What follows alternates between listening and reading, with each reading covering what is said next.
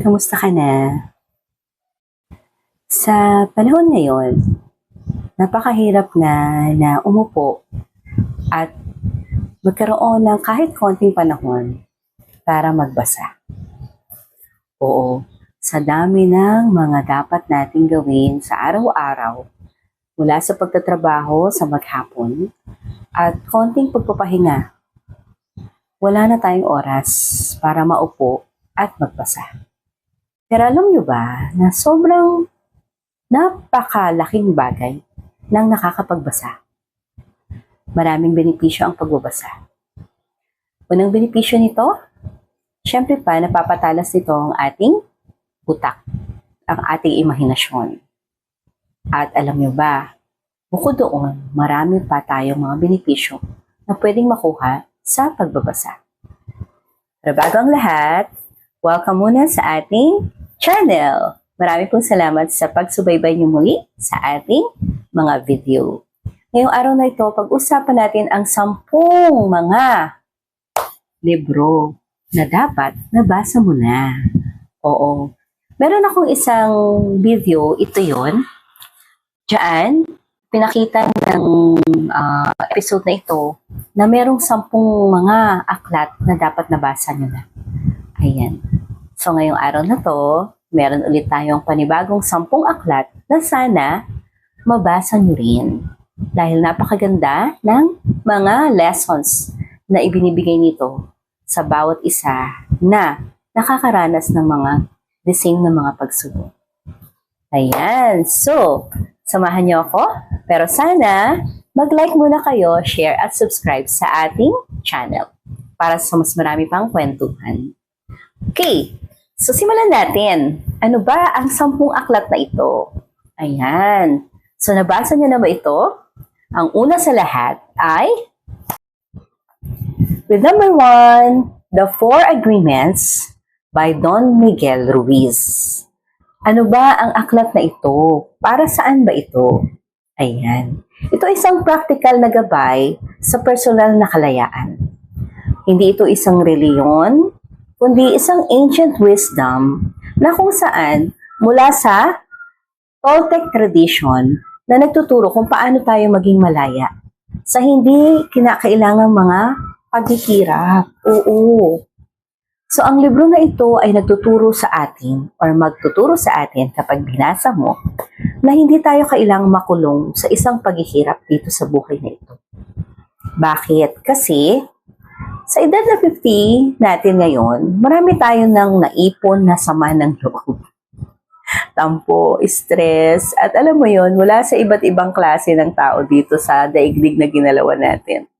Kaya ang libro na ito ay magtuturo sa atin na hindi na tayo kailangang magpasan pa o wag na nating pasanin pa ang mga sinasabi ng ibang mga tao o yung mga ginagawa ng ibang tao sa atin. Ayan, ang ganda! So, may 4 na kasunduan. Una, maging perpekto sa iyong salita. Oo, magsalita ng may integridad at huwag manira. O huwag magchismis. Ayan, huwag magchismis. Sabi, magsalita ng may integridad. Sa age natin na 50, no, kailangan natin na gumawa na ng simulan na tayo na gumawa ng step by step para anuman mangyari sa atin, mawala man tayo sa mundong ito, yung legacy na iiwan natin sa mga tao ay meaningful or makabuluhan. At may maalala tayo ng mga tao na ito yung taong mabait na, diba, matulungin pa, may integrity or integridad, at ganun din, hindi siya yung taong sisira ng pamilya or sisira ng sinumang mga personalidad. Ayan.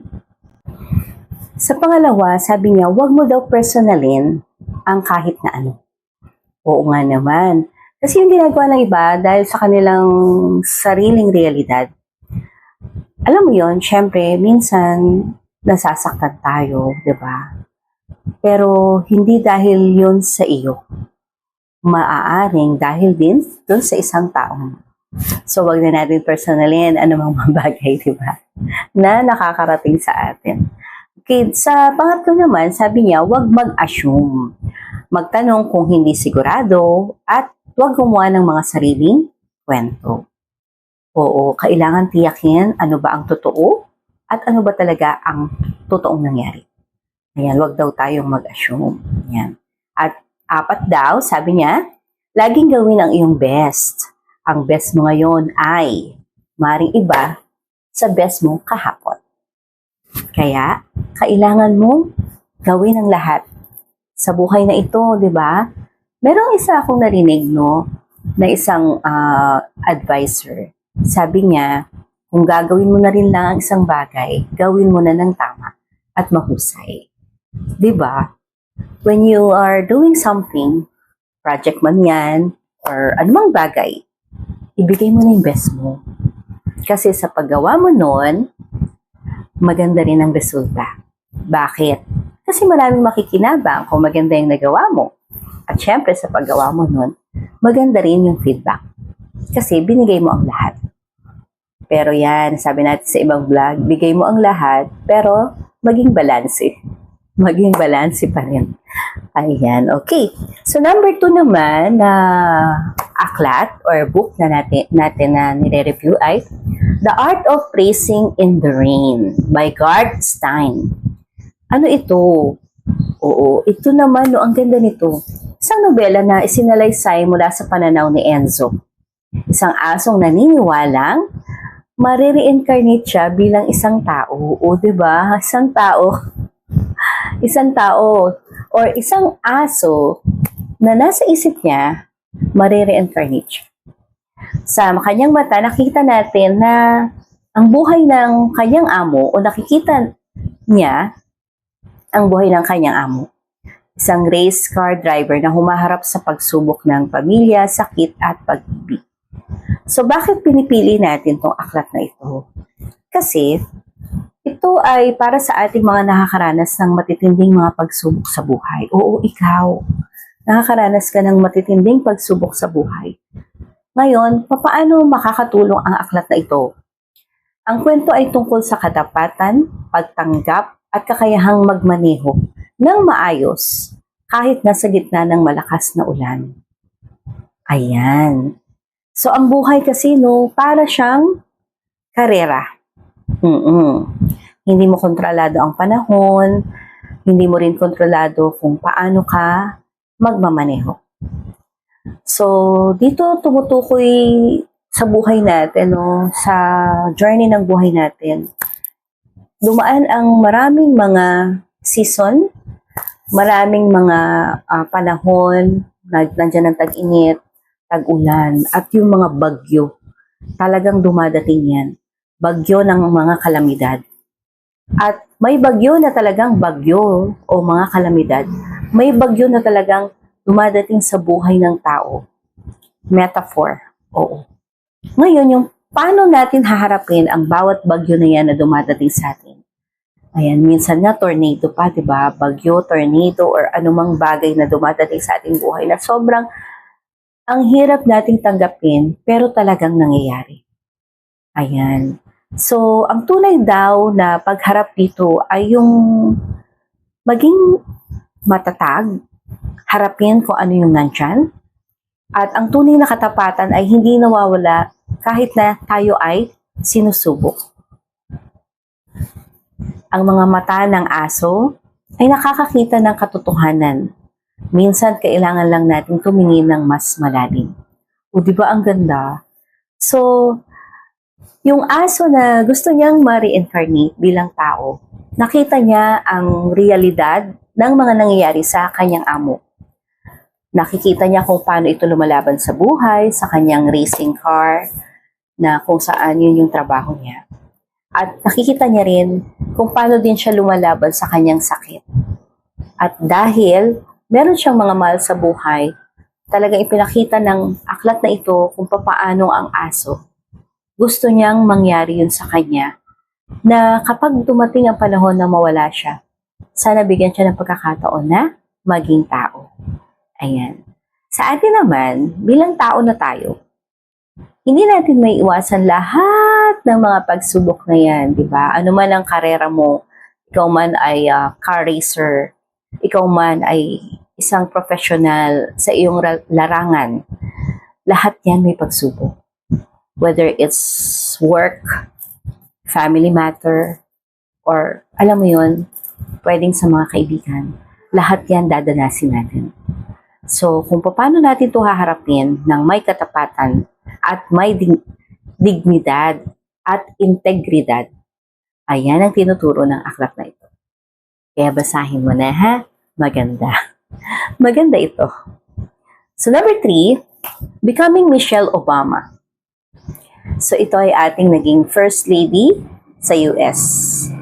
So, yung kanyang memory bilang isang First Lady ng Estados Unidos nung mga panahon na yon, mula sa kanyang pagkabata sa South Side ng Chicago hanggang sa kanyang buhay sa White House, binahagi niya ang kanyang journey sa pagtuklas ng kanyang sarili.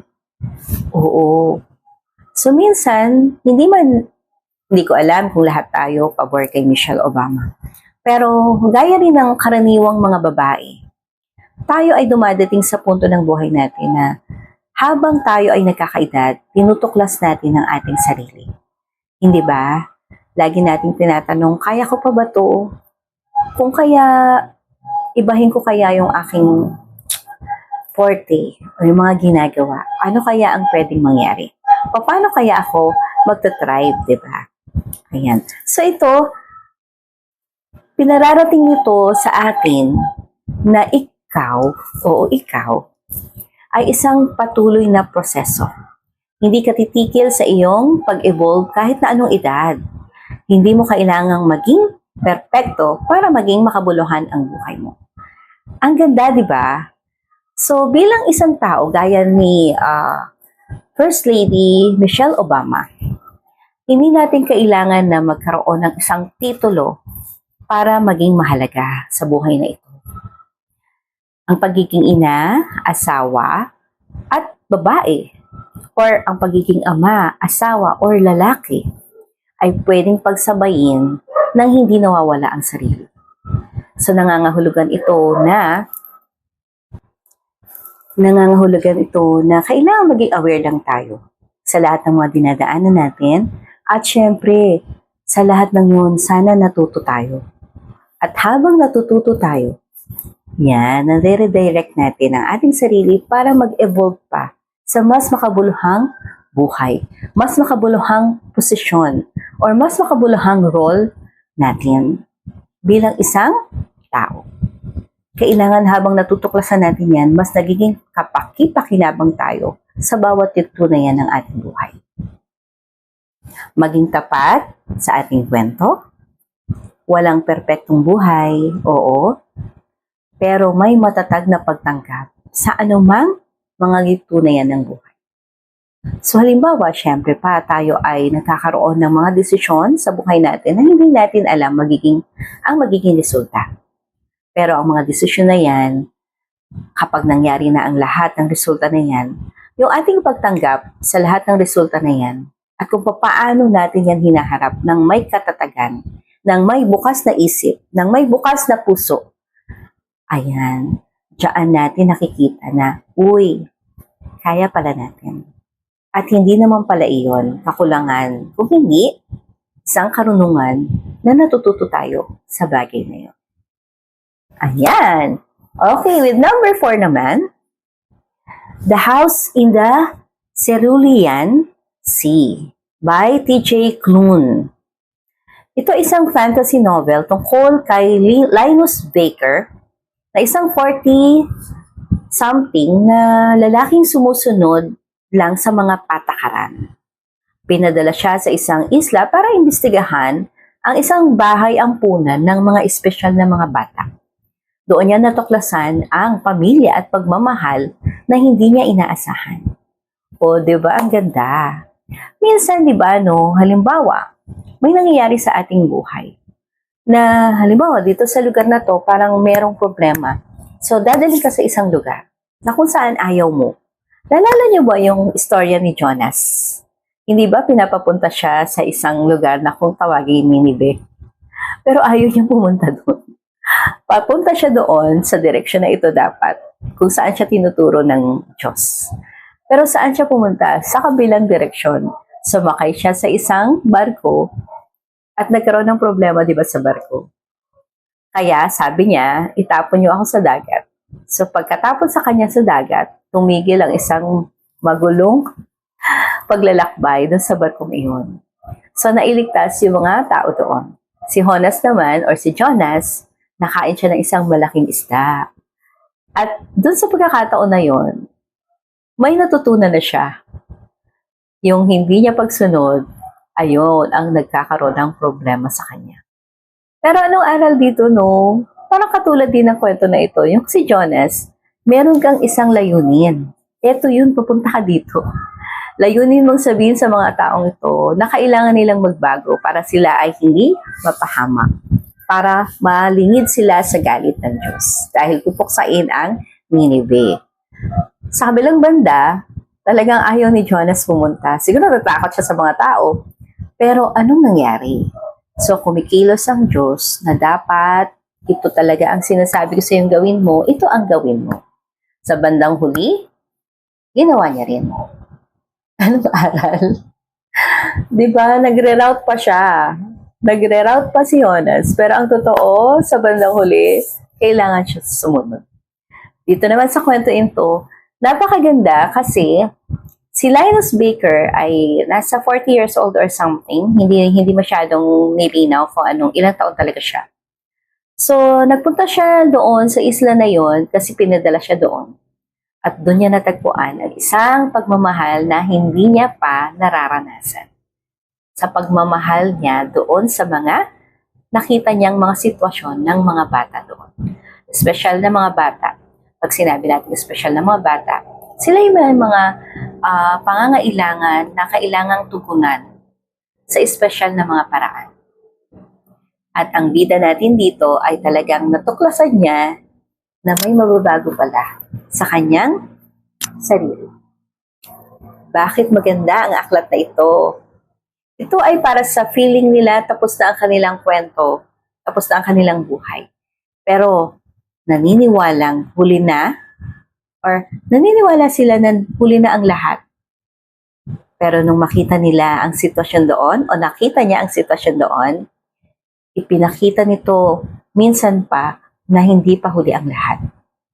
Maaring ang isang pamilya na natutuklasan niya, natin, pamilya man yan or personalidad, yan ay hindi lamang daw. Uy, take note of this. Ang pamilya ay maaring hindi lamang natin kadugo. Minsan or madalas pa nga, ito yung mga taong pinipili mong mahalin.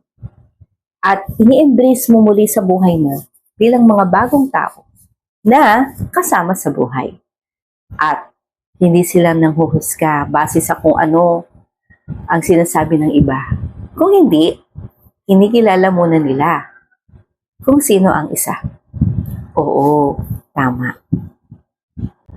So yan, huwag husgahan ng isang tao daw base sa sinasabi ng iba. Kilalanin muna natin ang isang individual. At ang pagiging normal ay, sabi dito sa aklat na ito, ay overrated. Ang pagiging totoo, yan ang mas mahalaga. Ang ganda, di ba? Okay, so number 5, ito, nasabi na natin to sa nauna nating ni-review ng mga books at mga suggested books. Pero ito, uulitin lang natin kasi ang ganda talaga. Ito yung Atomic Habits by James Clear. Ano ito? Isang help or self-help book na nagtuturo kung paano magbago ng hindi nahihirapan. Ay, ang ganda. Minsan, di ba, ang hirap talaga magbago. Lalo na mayroon ka mga nakasanayan ng mga habits.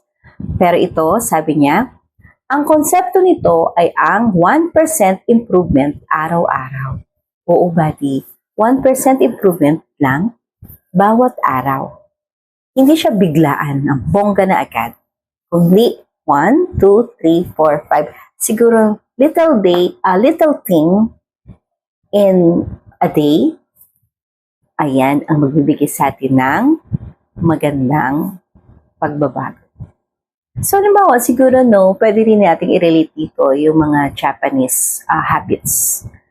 Yung pagbabago nila unti-unti sa araw-araw. Little something lang yan, pero nagiging bongga pagdating ng araw. So, isang maliliit na pagbabago na tinatanim natin, gaya ng halaman, magiging puno pagdating ng araw. So, yung maliliit na hakbang natin ay may malaking mga epekto sa katagalan. Sa edad natin kasi ito, di ba? Sabi nila, yung mga nakagawian natin, malalim na yan. Pero hindi ibig sabihin nito ay hindi na tayo pwedeng magbago. Siyempre, pwede pa rin. So, itinuturo ng aklat na ito na ang malaking pagbabago ay nagsisimula sa maliliit lang na mga steps o mga hakbang. So, kapag sinikap natin, diba?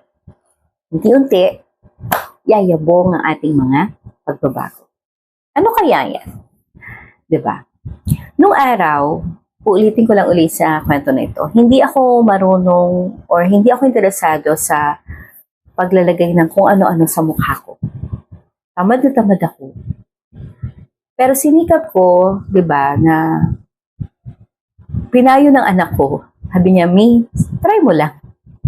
Tinay ko, hanggang sa marami, may kwento ako dyan eh. Tingnan niyo po yung kwento na to sa isang episode ko. Ayun, tinay ko. Kaya ngayon na 50 na ako, although huli na, nahabol ko. So, maliliit na habit everyday ng paglalagay ng konting ganyan. Ayan. Napangalagaan kahit pa paano yung ating skin. Kayo din naman, meron kayong mga sarili nyong gustong gawin ng step by step sa buhay na ito. At makikita niyo yung pagbabago ay magiging mas bongga, mas malaki. Kaya wag mong i-focus daw wag mong focusan ang iyong goal. Fokusan mo yung sistema. Sistema daw. Ayan. Ako, ang ganda na aklat na to. Basahin natin to. Ang 2-minute rule, kung gusto mong mag-exercise, mag-stretch ng 2 minuto, ayan. Simulan mo na yan. Ako sinasabi ko dito sa sarili ko, sisimulan ko na yan. At yan, kapag nasimulan mo na, magtutuloy-tuloy na yan. At ang pagkakakilanlan mo ay nabubuo sa paulit-ulit na ginagawa mo araw-araw. Ang ganda! So, sa little things na yan na ginagawa natin, step by step, araw-araw, yan ang bubuo ng iyong identity. Alam ako, sa mga anak ko, nasanay sila mula ng pagkabata na kapag sobrang na-stress ako, sobrang nalulungkot ako, iniikot ko ang posisyon ng mga gamit sa bahay. Ini-interior ko lagi. Nire-redesign ko. At pagkatapos kong gawin ang lahat, ang sarap sa pakiramdam.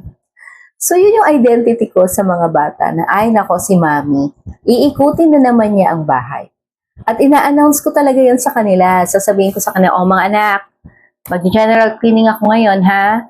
Babaguhin ko yan. At magpapalit ako ng kurtina, magpapalit ako ng tropilo, lalaban yung carpet, ayan.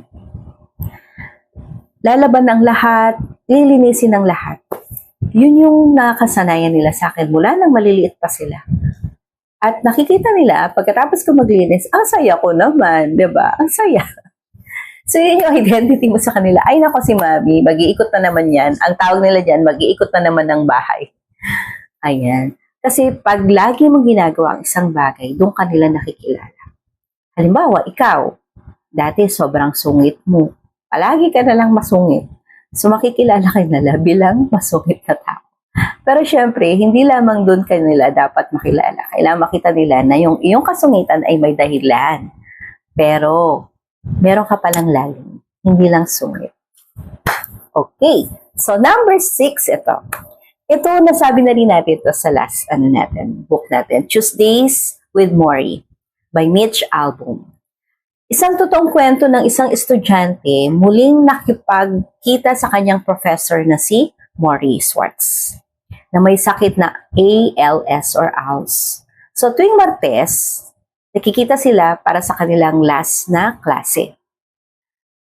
Hindi tungkol sa akademya, kundi tungkol sa buhay, pag-ibig at kamatayan. At kung ano ang tunay na mahalaga. Bakit maganda itong aklat na ito? Ito ay isang libro na dapat basahin ng bawat isa sa atin bago tayo mawala. Bakit? Para sa ating nasa golden years. Golden years kasi, di ba, may mga puti-puti na tayo. Ayan. Sobrang lalim ng message nito. Bakit? Ito ay tungkol sa pagtanggap at pagpapahalaga sa bawat araw ng ating buhay. Oo, no? Ito yung mga panahon na kung saan ang isang tao ay kailangan niyang i-value ang bawat araw na meron siya. Not only for those who are sick. This book is for everyone. Kasi sa panahon ngayon, no, hindi lang mga, alam mo yung ang bilis mawala ng buhay ng tao. Kahit matanda or kahit bata. Ang mga tao sa ngayon ay parang, alam mo yun, ewan ko, para siyang posporo na pag sinindihan mo, napakabilis maupos. Parang kandila din na pag sinindihan mo, ang bilis lang niyang matunaw. Gaya ng buhay ng tao, no? Sobrang bilis lang. Itong panahon nga natin ngayon, no, na 2026, so, paputok lang natin ng 31 ng 2025 ng December. Ngayon, March na. Matatapos na ulit ang March. Napakabilis ng panahon. So, anong aral nito sa atin? Sa iyo. Oo, sa iyo at sa akin. Na ito yung pag-accept natin sa buhay, di ba? Accept what you are able to do and what you are not able to do. Ano yung mga bagay na kaya mo pang gawin at yung mga bagay na hindi mo na talaga kayang gawin. Yung pag-accept, napakahalaga. At yung pag-iyak, hindi siya isang kahinaan. Ito ay pagtanggap. Iniiyak mo ang isang bagay dahil nalulungkot ka. At pagkatapos mong iiyak yan, nararamdaman mo, okay na pala ako, tinanggap ko na. At ang pinakamahalagang bagay sa buhay ay ang magmahal at mahalin. Magmahal dawa at mahalin. Magmahal at mahalin. Oo, uulit-ulitin ko yan. Hindi pera o tagumpay ang pinakamahalaga. Oo, mahalaga ang pera para mabuhay. Oo, mahalaga ang tagumpay para mabuhay. Pero ang pinaka-importante ay magmahal at mahalin. Paano ba magmahal? At paano nga ba mahalin? Sa isang libro, sinabi doon na ang pagmamahal ay pandiwa or verb. Ang pagmamahal ay isang mahalagang paggawa o kilos ng isang tao na nagpapakita ng pagmamahal sa isang tao. Hindi lamang siya isang salita, kundi kilos o gawa. Sa maliliit na mga bagay araw-araw, napapadama natin ang ating pagmamahal sa ating kapwa. So, iba yung pagmamahal na sinabi mo lang na mahal kita. Iba rin yung pagmamahal na ginagawa at nakikita mo at pinapakita mo at nakikita niya. Dahil yung pagmamahal na yan, babalik din yan sa'yo kapag ginawa mo. Alright, so number 7. The Silent Patient by Alex Michaelides. The Silent Patient by Alex Michaelides or Michaelides. Tama ba? Or Alex Michaelides. Basta ilalagay ko po yan. So ano naman ito? Isang psychological thriller tungkol kay Alicia Berenson na kung saan siya ay isang pintor. Ayan. Na pinatay ang kanyang asawa, hala. At pagkatapos ay hindi na nagsalita. Isang psychotherapist ang determinadong makuha ang kanyang kwento. Ngunit ang katotohanan ay mas madilim at mas nakakabigla kaysa sa inaakala. Bakit ito maganda? Nako, thriller pala to. Itong aklat na to, yan. The Silent Patient. Ang ganda pala nito. Naku, sana mabasa natin to. Ito ay para patunayang hindi pa tayo matanda para sa excitement at suspense. Pinapakita nito na ang ating isip ay kaya pang mag-analyze, mag-solve, at mag-enjoy ng mga plot twist. Ayan, maganda pala to para sa age natin, no? Alam mo yun, nanonood ka ng suspense sa isang TV, di ba? Or sa isang film. Inaalam mo ano kayang nangyayari. Pero itong aklat na to, mas maganda pala basahin kasi makikita mo kung paano mo ikaw sa sarili mo bilang ikaw yung nagbabasa, ina-analyze mo paano nagawa ang isang crime. Bakit? Anong motibo? Paano niya ito nagawa? Ano yung naging resulta nito sa kanyang buhay? Ayan, ang ganda. Okay, so ano yung aral dito? So dito aral, huwag maniwala agad sa panlabas na anyo. Ang bawat tao ay may pinagdadaanan. Ang trauma kung hindi harapin ay magiging kulungan natin. Oo, totoo yan. At minsan, ang katahimikan ay mas malakas pa kaysa sa malakas na sigaw. Minsan daw, ang katahimikan ay mas malakas pa kaysa sa sigaw. Ang ganda. Alright. So, number 8 naman, The Alchemist by Paulo Coelho. Ito, napakaganda nito na ano na natin to, na-review na rin natin to nung nakaraan. So, ito naman ay isang pabula tungkol kay Santiago. Isang pastol na nangarap ng kayamanan sa pyramid ng Egypt, pero iniwan niya ang kanyang comfort zone upang sundan ang kanyang personal legend, ang kanyang tunay na tadhana. Bakit ito mahalaga? Bakit ito napili?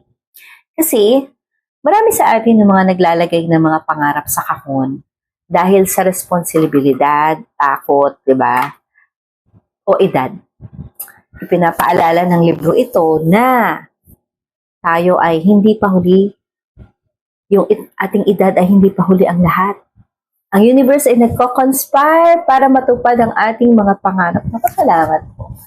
At ikilos ito para sa ating pabor. Oo, matutupad pa ang iyong pangarap. Ikaw na 50 years old and above, 60, 70, or 80, matutupad pa ang pangarap. Yes, matutupad pa ang pangarap natin. Kaya, ang takot ay mas malaking hadlang kaysa sa edad. Ang kayamanan na hinahanap mo ay minsan nasa pinanggagalingan mo na pala. Diba? Oo, maraming ganyan, diba? Pag gusto mo ang isang bagay, buong universe, tutulungan ka para makuha mo ito. O, salamat po. Ayan. So, kailangan mo lang tanggapin na hindi hadlang ang edad. Kung hindi ito ay journey para makuha natin kung ano pa yung pwedeng ibigay sa atin ni God. O, salamat po. Okay, with number 9, The Psychology of Money by Morgan Housel.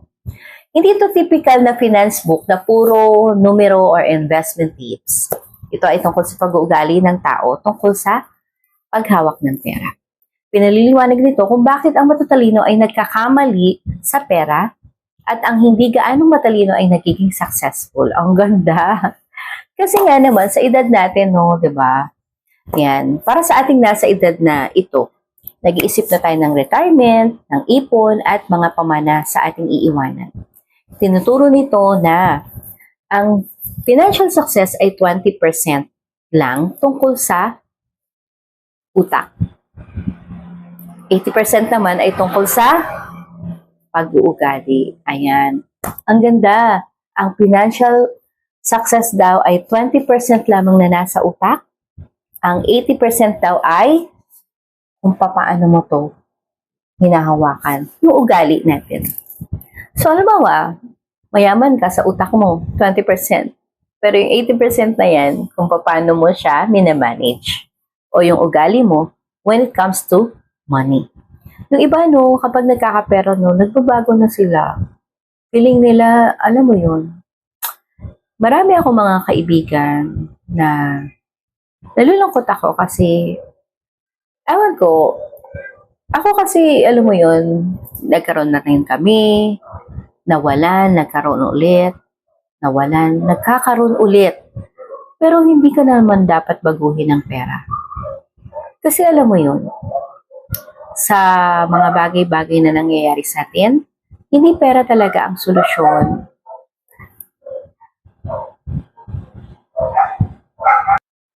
Oo, ang kayamanan o ang pera ay dapat hindi ka dinedefine nito bilang isang tao na madamot, bilang isang taong masama ang ugali. Hindi dapat ganun.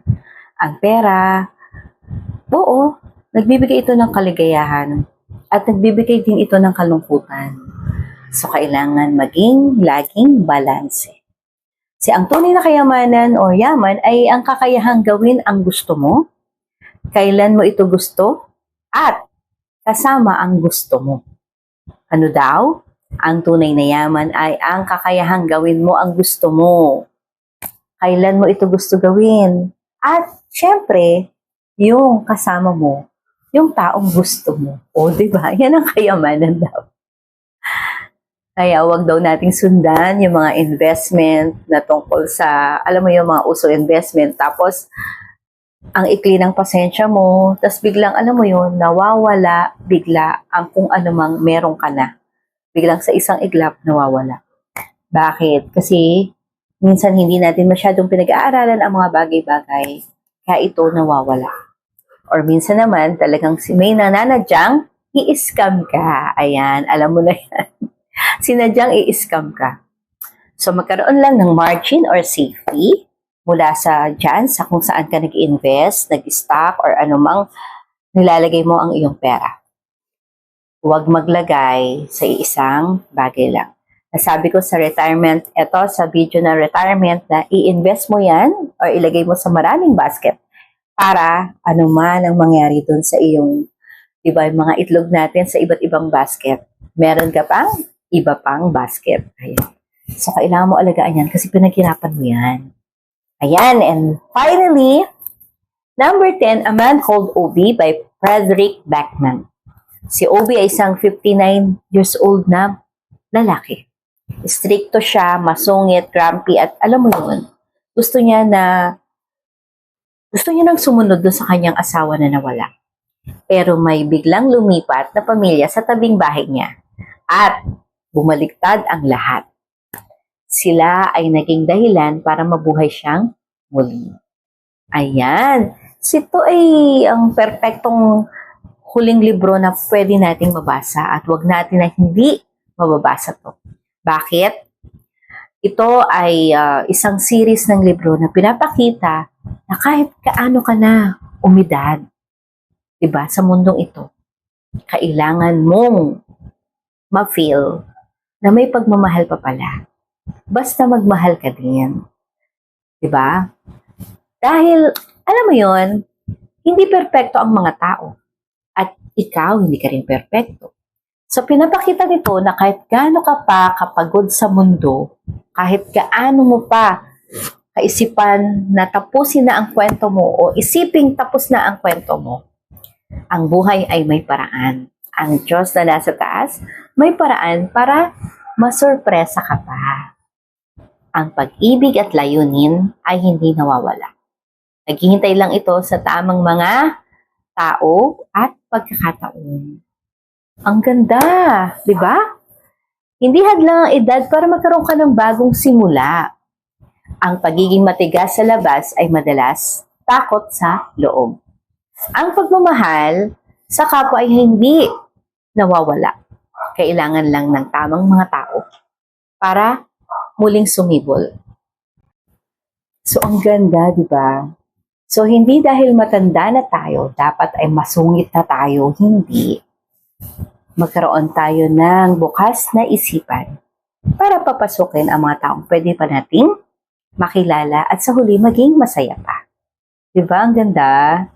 So, yan yung 10 aklat na dapat ay binabasa na natin now that we are 50. Ayan yung The 4 Agreements by Don Miguel Ruiz. Ang ganda niyan. Nandyan din ang Ayan, nagre-review na po ako ha. The Art of Racing in the Rain. Ayan, tungkol po sa aso na gusto niya maging tao pag na-reincarnate siya. Ayan, number 3, Becoming Michelle Obama. Ayan.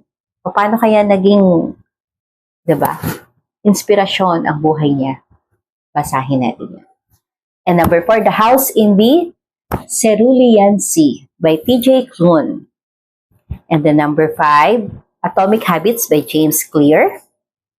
Yung maliliit daw na mga habits na yan, di ba? Number 6, Tuesdays with Maury. Ayan. Napakaganda naman ng mga ito. 7, The Silent Patient by Alex Michelides. Ayan.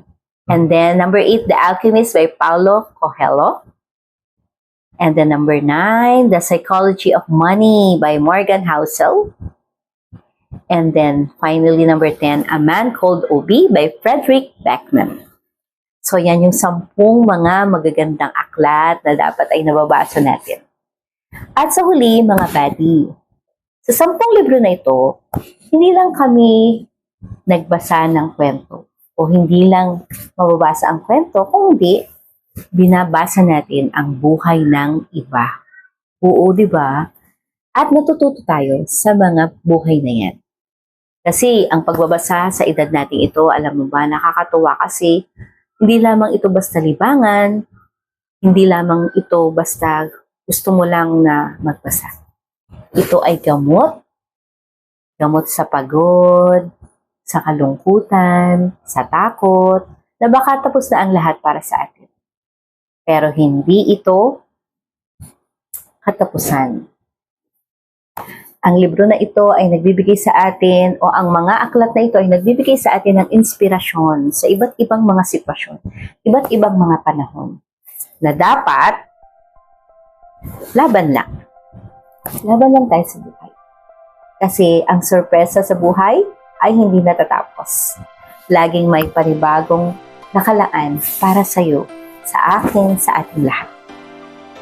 Kaya huwag tumigil sa pagbabasa. Or kung hindi pa tayo nagsisimulang magbasa, magsimula na tayo magbasa.